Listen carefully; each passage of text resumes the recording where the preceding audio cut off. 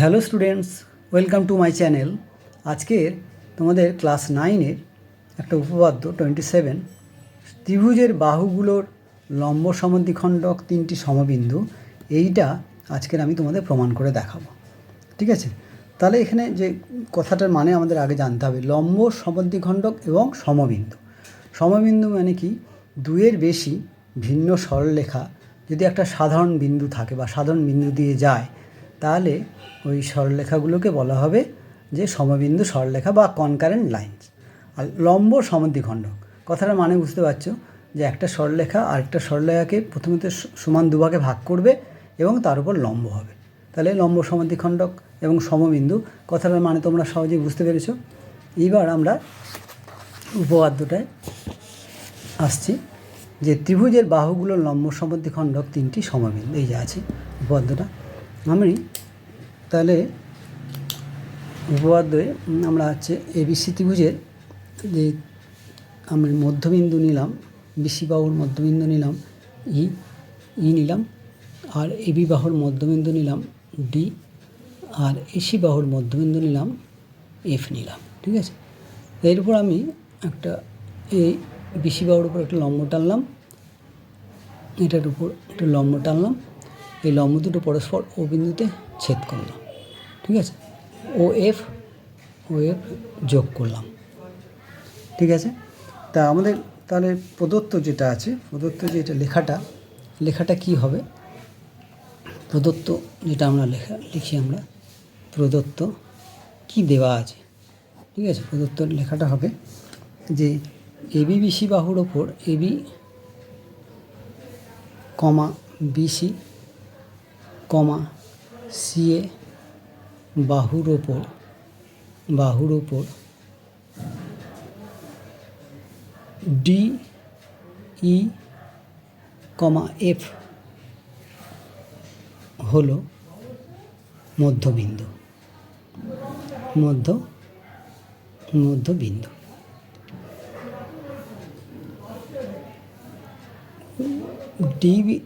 D এবং ই বিন্দুতে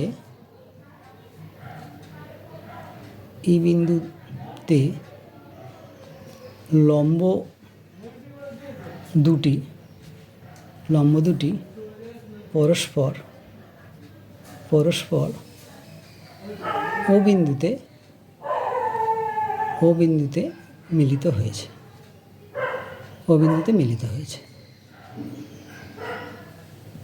এটা একটা ব্র্যাকেট একটা লিখে রাখবে। এবি, যেহেতু এবি বিসির সমান্তরাল নয়, এবি বিসির সমান্তরাল না হওয়ার কারণে এই লম্ব দুটি পরস্পর ও বিন্দুতে ছেদ করবে।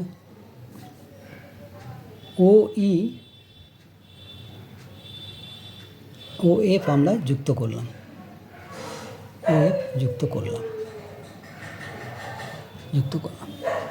এরপর আমাদের প্রামাণ্য বিষয় বা প্রমাণটা কী করতে হবে। প্রামাণ্য বিষয় আমাদের লিখতে হবে। প্রামাণ্য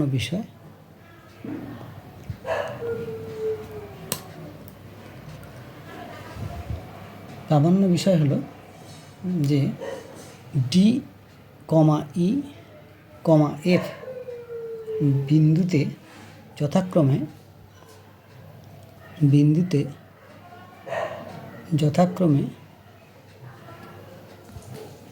যথাক্রমে এবি কমা বিসি কমা সিএ এর উপর লম্ব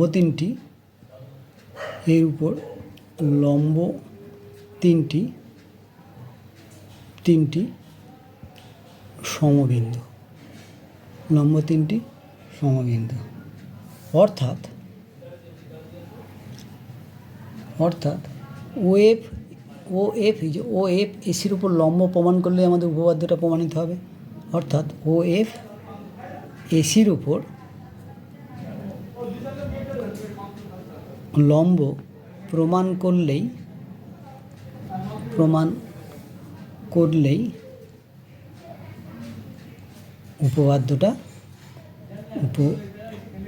উপপাদ্যটি প্রমাণিত হবে। ঠিক আছে, এরপর আমাদের অঙ্কন। তাহলে উপপাদ্যটা প্রমাণ করতে গেলে কিছু অঙ্কনের প্রয়োজন হতে পারে। আমি অঙ্কনটা ডটেড লাইন দিয়ে বোঝাবার চেষ্টা করলাম। এও, বিও আর সিও যুক্ত করলাম বা যোগ করলাম। তাহলে অঙ্কন এও কমা পিও কমা সিও যোগ করলাম,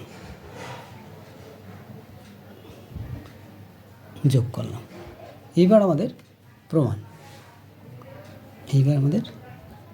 প্রমাণটা করতে হবে। এবারে প্রমাণে আমরা দেখছি যে ত্রিভুজ এ ও ডি আর ত্রিভুজ বি ও ডি, এই ত্রিভুজ দুটো থেকে আমরা সর্বসম দেখাবো। ত্রিভুজ এ ও ডি এবং ত্রিভুজ বিওডি থেকে আমরা কী কী সমান দেখতে পাচ্ছি। 1 নম্বর, এডি সমান সমান বিডি। 2 নম্বর,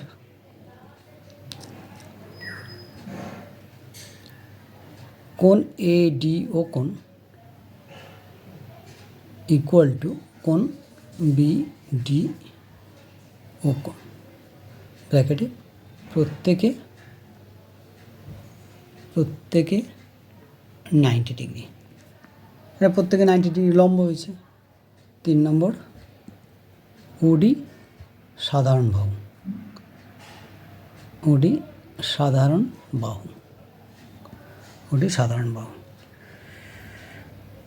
তাহলে অতএব ত্রিভুজ বিওডি সর্বসম ত্রিভুজ এ ও ডি, বা এওডি সর্বসম বিওডি।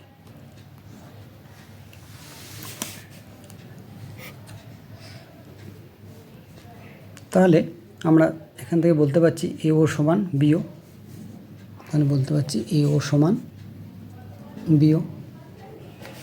অনুরূপে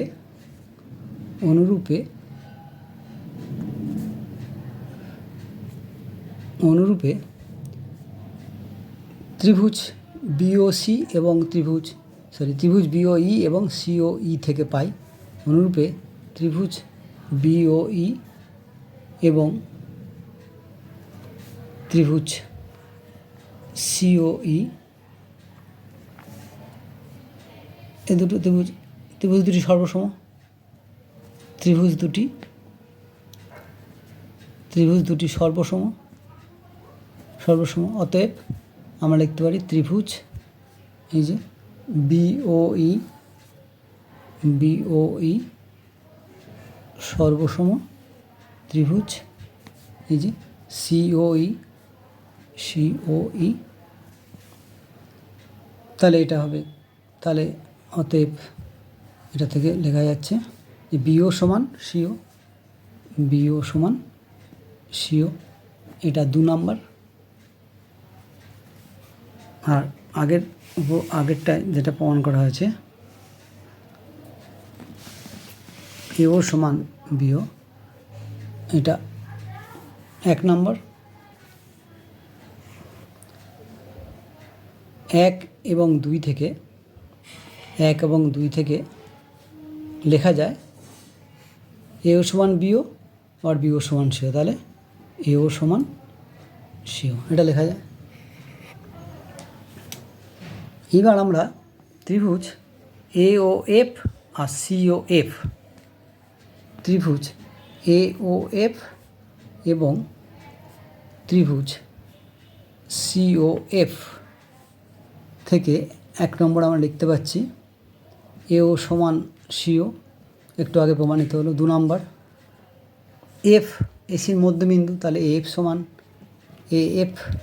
সমান সিএফ। 3 নম্বর, ও এফ সাধারণ বাহু, ও এফ সমান ও এফ, তাহলে অতএব ত্রিভুজ এওএফ সর্বসম ত্রিভুজ সিওএফ। এস এস এস এই সূত্র অনুসারে সর্বসম। তাহলে এখান থেকে আমি বলতে পারছি কোণ এ এফ ও সমান কোণ, এই যে কোণ সি এফ ও, কোণ দুটি সমান। আবার ও এফ এসির উপর দণ্ডায়মান।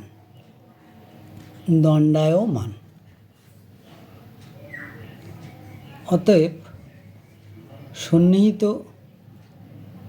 সন্নিহিত কোণ দুটির সমষ্টি 180 এবং সমান। কোণ দুটির সমষ্টি 180 ডিগ্রি এবং সমান হওয়ায় প্রত্যেকে 90 ডিগ্রি হবে।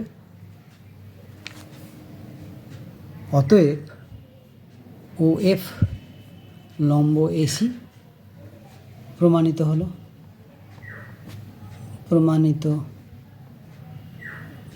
হলো।